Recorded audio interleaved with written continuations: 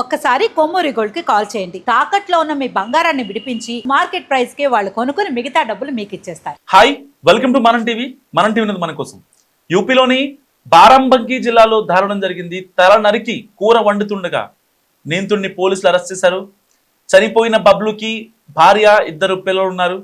గ్రామంలో భారీ బందోబస్తు అండ్ ఘటనపై పోలీసులు ఇప్పటికే దర్యాప్తు చేస్తున్నారు. సో యూపీలోని బారాంబంకి జిల్లాలో పర్సావాల్ గ్రామంలో ఐస్ క్రీమ్ అమ్ముతున్నాడు మృతుడు బబ్లు. సో అదే గ్రామంలో ఉంటున్న శంకర్తో బబ్లుకి గత కొన్ని రోజులుగా గొడవలు జరుగుతున్నాయి. సో ఒక వ్యక్తి తమ వీధిలోకి వచ్చిన ఐస్ క్రీమ్ వ్యాపారి తల అడ్డంగా నరికేశాడు. తెగిన ఐస్ క్రీమ్ వ్యాపారి తలను ఇంటికి తీసుకెళ్లి తాపీగా వంట చేసుకున్నాడు. ఇది చూసి ఒక్కసారిగా పోలీసులు షాక్ అయ్యారు.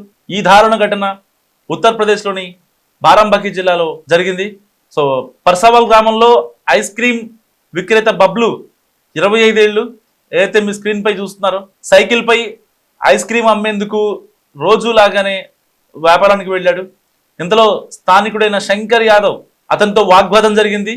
ఈ నేపథ్యంలో తీవ్రంగా ఆగ్రహించిన శంకర్ యాదవ్ తన వద్ద ఉన్న కొడవలితో ఐస్ క్రీమ్ అమ్మే బబ్లుపై దాడి చేశాడు.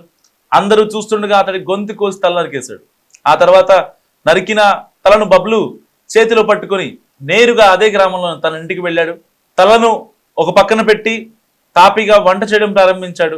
సమాచారం అందుకున్న పోలీసులు సూపరింటెండెంట్ ఆఫ్ పోలీస్ అర్పిత విజయవర్గీయ ఆదేశాల మేరకు ఘటనా స్థలానికి భారీగా పోలీసులను పంపించారు.